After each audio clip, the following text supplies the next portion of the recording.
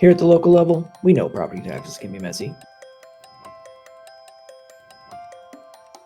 So, you're wondering how it all works? Don't worry, we got you covered. Communities grow. And as communities grow, so do services.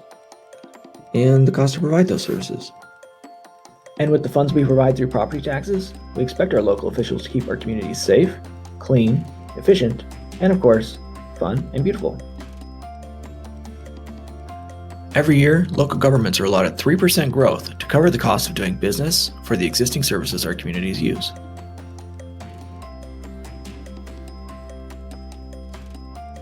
But that 3% was intended to cover the growing costs of existing services, not new ones. Local governments need to provide essential services to new communities. But should existing property owners be the ones to pay for those services? We don't think so. And the good news is, under the current law, they don't. So how do our local officials pay for these services? They say, let it pay for itself. But how does it work? It's all about new construction. Imagine you live in a little city with 2 neighbors.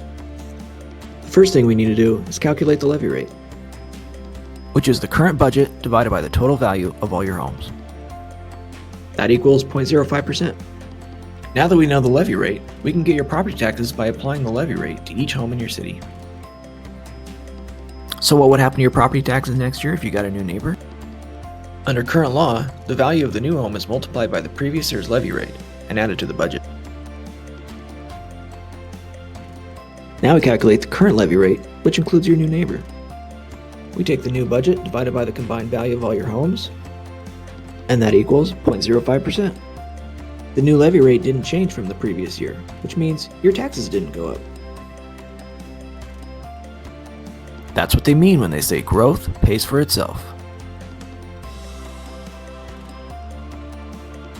So if new construction didn't make your property taxes go up, what did? We already discussed how the cost of existing services increases over time. But for the whole picture, we need to talk about relative value.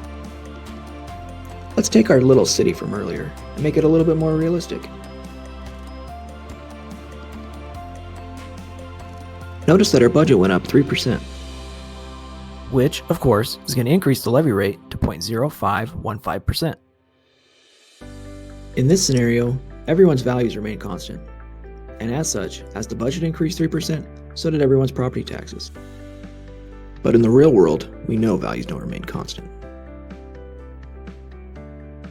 In 2019, homeowners, commercial property, and agricultural property saw their values increase by 21.74%, 8.18%, and 2.75% respectively. Let's calculate the levy rate one last time. Note that the levy rate went down to 0.045%. Now let's see what happens to your property taxes as we apply that levy rate to each class of property. That's right. Even though the budget only went up by 3%, your property taxes went up by a whopping 10.4%. And the commercial and ag properties, their taxes actually went down by 1.9% and 6.8%. But their values went up. So how did their taxes go down? Your property taxes are only impacted by your value relative to the other classes of property in your city.